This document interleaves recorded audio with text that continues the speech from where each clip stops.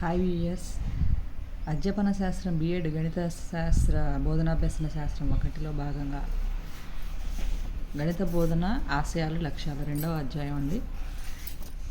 దాంట్లో బ్లూమ్ విద్యా లక్ష్యాల వర్గీకరణ ప్రయోజనాల గురించి చూసుకుంటున్నామండి. ఇప్పుడు విద్యా లక్ష్యాలు క్రమ పద్ధతిలో శాస్త్రీయంగా అందించబడ్డాయి. బోధన లక్ష్యాలను స్పష్టమైన నిర్దిష్టమైన పదాలలో రూపొందించుటకు తోడ్పడుతుంది. పాఠ్య ప్రణాళిక తయారీలోను బోధనా సామాగ్రి తయారీలోనూ సహాయపడుతుంది. బోధన అభ్యసన కార్యక్రమాన్ని ఒక క్రమంలో అనుసరించుటకు ఉపాధ్యాయులకు విద్యార్థికి తోడ్పడుతుంది. సరైన మూల్యాంకన విధానాలను పరికరాలను ఉపయోగించడంలో తోడ్పడుతుంది. ఈ విధంగా బ్లూమ్ విద్యా లక్ష్యాల వల్ల ప్రయోజనాలు ఉన్నాయండి. ఇవి శాస్త్రీయంగా అందించబడ్డాయి. నెక్స్ట్ బ్లూమ్స్ విద్యా లక్ష్యాల వర్గీకరణలో పరిమితులు ఏంటి? కొన్ని పరిమితులు కూడా ఇచ్చారండి. అభ్యాసం అనేది నిరంతర ప్రక్రియ. ఇది విద్యార్థి పూర్వజ్ఞానంపై ఆధారపడి ఉంటుంది. కాబట్టి విద్యార్థి ప్రవర్తన అనేది నిత్యం మారుతూ ఉంటుంది. దీన్ని పరిశీలించడం కానీ కొలవడం కానీ సాధ్యం అవుతుందా? సాధ్యం కాదు అని మనోవిజ్ఞాన శాస్త్రవేత్తల చేత విమర్శించబడింది. భావావేశ రంగానికి చెందిన లక్ష్యాల్లో సామాజిక విలువలకు ప్రాధాన్యత ఇవ్వలేదు. సామాజిక నైపుణ్యాలకి చోటు లేదు. మరి సమాజంలో ఎలాంటి విలువలు అని చెప్పలేదు కదా. అభ్యసన లక్ష్యాలపై కంటే మనోవిజ్ఞాన శాస్త్రం పైన ఆధారపడి మానసిక చలన రంగంలో వర్గీకరించడం అనేది జరిగింది. సాధారణ ఉద్దేశాలను నిర్దిష్ట లక్ష్యాలుగా మార్చడం కష్టమని కొందరి భావన. ఉపాధ్యాయుల వినూతన సృజనాత్మక ఆలోచనలకు స్వాతంత్రాన్ని కూడా పరిమితం చేసేసింది. ఇక్కడ సాంఘిక శాస్త్రాలు కళల్లో ప్రవర్తన లక్ష్యాల రూపకల్పన ఆచరణాత్మకత అనుకూలత అనేది లోపించింది.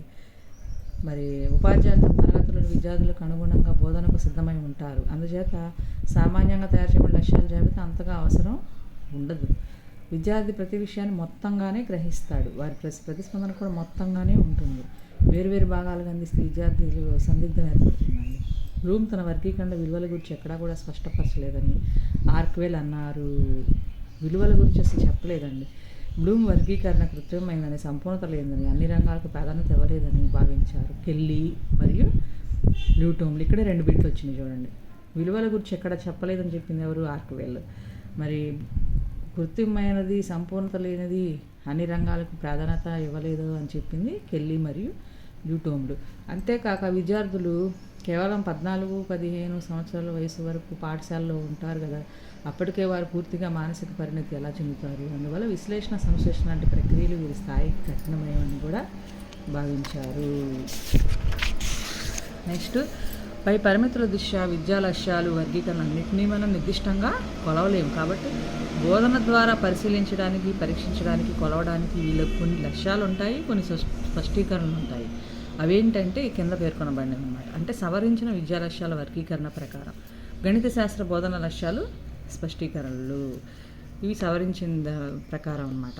నెక్స్ట్ ఫస్ట్ది జ్ఞానాత్మక రంగంలో చెప్తున్నాము. జ్ఞానాత్మక రంగంలో లక్ష్యాలను నిర్దిష్టంగా కొలవచ్చు. అందువల్లనే బోధన అభ్యసన మూల్యాంకనం దృష్ట్యా ఈ రంగానికి చెందిన బోధన లక్ష్యాలు ప్రధానమైనవి. ఇక్కడ కొలుస్తున్నాం కదా. జ్ఞప్తి అని ఉంచుకొనుట, ఇది క్రియారూపమే కదండి. విద్యార్థి పాఠ్య విషయానికి చెందిన పదాలు, భావనలు, ప్రక్రియలు, గుర్తులన్నీ కూడా ధర్మాలు, నియమాలు, సూత్రాలు, సిద్ధాంతాలు జ్ఞప్తి ఎందుకుంటారు. స్పష్టీకరణలు ఏంటి? జ్ఞప్తి ఎందుకోవడం అంటే ఇప్పుడు గణిత పాఠ్య విషయానికి చెందిన పదాలు ఉంటాయి, భావనలు, గుర్తులు, ధర్మాలు, నియమాలు, సూత్రాలు, సిద్ధాంతాలు ఇవన్నీ జ్ఞప్తి తెచ్చుకుంటారు. ఇంకా సందర్భానుసారం గుర్తిస్తారు వాటిని.